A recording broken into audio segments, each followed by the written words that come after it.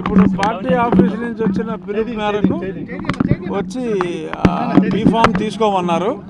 ఆ B Pharm collect చేసి చంద్రబాబు నాయుడు గారికి థ్యాంక్స్ చెప్పి వెళ్ళి రేపు పొద్దున నా నామినేషన్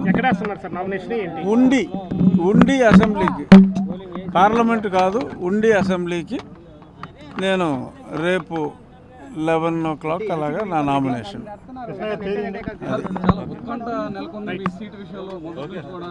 అవును, ఉండి కేటాయించారు, బీఫామ్ తీసుకున్నానికి రమ్మన్నారు, అందుకని ఇక్కడికి వచ్చా. ఇంకేం ఉత్కంఠ లేదు, ఉత్కంఠ కలిసే పనిచేస్తాం. రేపు నామినేషన్ కూడా కలిసే వెళ్తున్నాం. ఈరోజు మధ్యాహ్నం 4 గంటలకి రామరాజు గారు నేను కలిపి జాయింట్ సమావేశం అందరు నియోజకవర్గ స్థాయి నాయకులు అందరితోటి పెట్టుకున్నాం. రామలక్ష్మణులాగా ఉంటాం.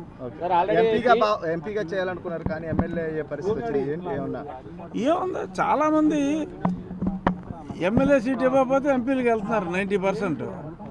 నేను అటు నుంచి ఇటు వచ్చా అంతే. మాజీ ఎమ్మెల్యే గారు శివరామకృష్ణ గారు మీకు ఎలా ఉంటారు?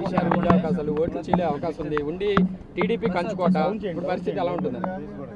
ఉండి టీడీపీకి కంచుకోవటాన్ని మీరు చెప్పిన మాట నిజం.